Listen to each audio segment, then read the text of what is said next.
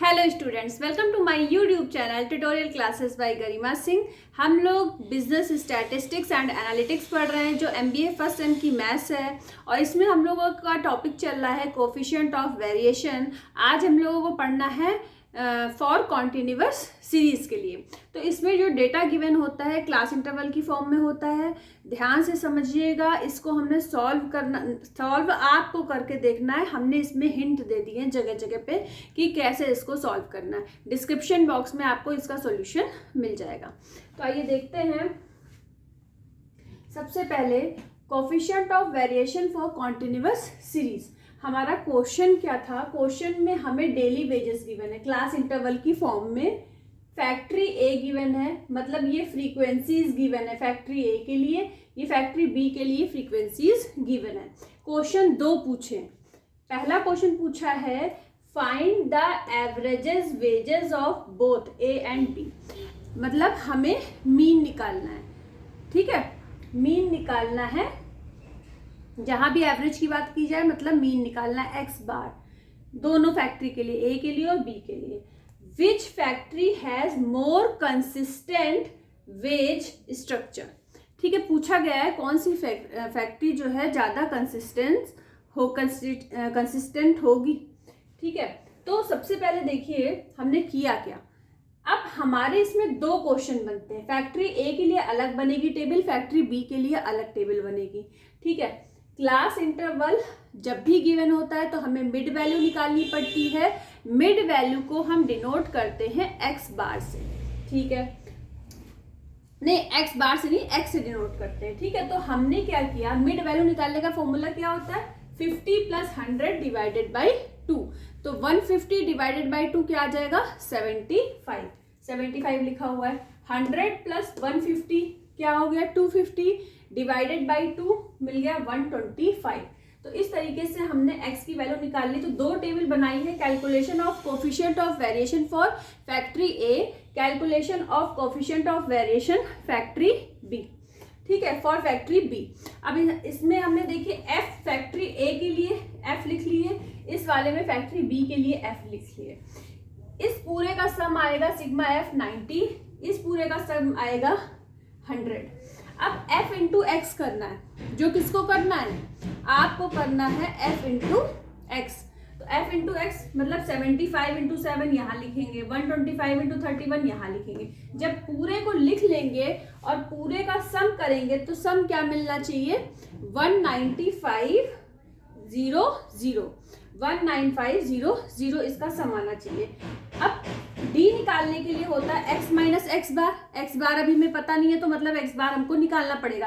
तो factory a के लिए इधर लिखा हुआ है, फैक्ट्री b के लिए इधर लिखा हुआ है।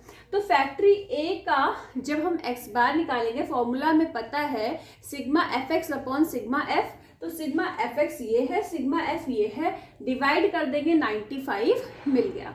अब क्या करना है x माइनस एक्स बार, मतलब x से आपका 75, x बार निकला है 95, तो 75 माइनस 95 क्या हो जाएगा माइनस का 20।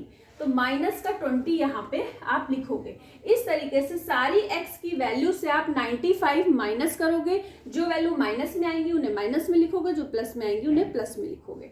उसके बाद एफ डी स्क्वायर, तो d तो आपका ये है तो d का स्क्वायर कर लेना। जो भी वैल्यू निकलेगी आपको कैलकुलेटर से ही करना है तो कोई दिक्कत नहीं है। d का स्क्वायर कर लोगे और स्क्वायर करने के बाद ये जो f की वैल्यू है उससे मल्टीप्लाई करते जाना। जैसे d का स्क्वायर मान लीजिए 4 आ गया और ये लिखा है 7, तो क्या मिल गया 28।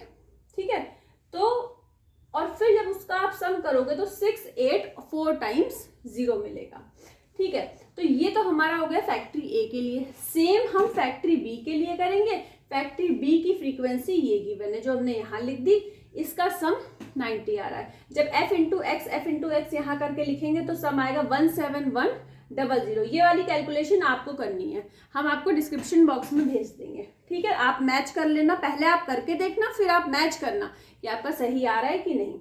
उसके बाद फिर से जो यहाँ वैल्यू निकलेगी, अच्छा अब इसके लिए भी एक्स बार निकालना पड़ेगा। तो इसके लिए X bar is equal to क्या हो जाएगा sigma F X 17100 upon sigma F 90, तो 190 हमको मिल जाएगा। अब हमें क्या करना है 75 माइनस 190 125 माइनस 190, 175 माइनस 190, 225 माइनस 190, तो आप कहाँ पे लिखोगे, इस वाले कॉलम में।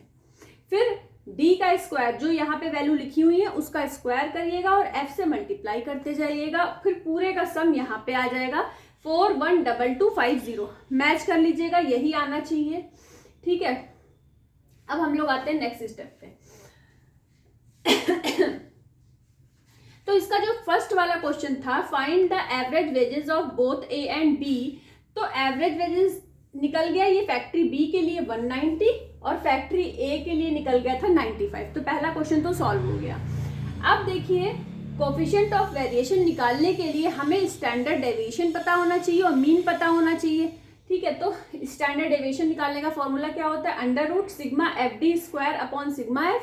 सिग्मा एफ की वैल्यू 100 है और सिग्मा एफ डी की वैल्यू यहाँ से रख दी तो मिल गया 82.5। उसके बाद अंडर रूट निकाल लिया, ये सब आपको कैलकुलेटर से करना, अंडर रूट निकाल लिया 82.5 मिल गया। ऐसे ही फैक्ट्री बी के लिए आपने स्टैंडर्ड डेविएशन निकाल लिया। इसके बाद क्या किया कि फिर सिग्मा और एक्स बार की वैल्यू पुट कर दी, 100 से मल्टीप्लाई कर दिया तो 42.31 मिल गया। यहाँ पे कोफिशिएंट ऑफ वेरिएशन 35.62 मिला है। तो क्वेश्चन हमारा सेकंड क्या पूछा है कि विच फैक्ट्री हैज मोर कंसिस्टेंट, तो वही फैक्ट्री ज़्यादा कंसिस्टेंट होगी जिसका कोफिशिएंट ऑफ वेरिएशन की वैल्यू कम होगी। तो फैक्ट्री बी में देखिए कोफिशिएंट ऑफ वेरिएशन की जो वैल्यू है 35.62 है, जो कम है फैक्ट्री ए के कोफिशिएंट ऑफ वेरिएशन से, इसलिए फैक्ट्री बी जो है वो क्या होगी, ज़्यादा कंसिस्टेंट होगी। ठीक है, तो ये आपको टेबल फिल करनी है, आपको सॉल्व करना है, आपको फिल करनी है, आपको कैलकुलेशन करनी है और उसके बाद देखना है कि ये सही आंसर आपका आ रहा है कि नहीं। ठीक है, इसका जो पूरी टेबल फिल करके हम आपको डिस्क्रिप्शन बॉक्स में भेज देंगे, लेकिन अभी आपको करना है। आज के लिए इतना ही। All the best to all of you. Thank you.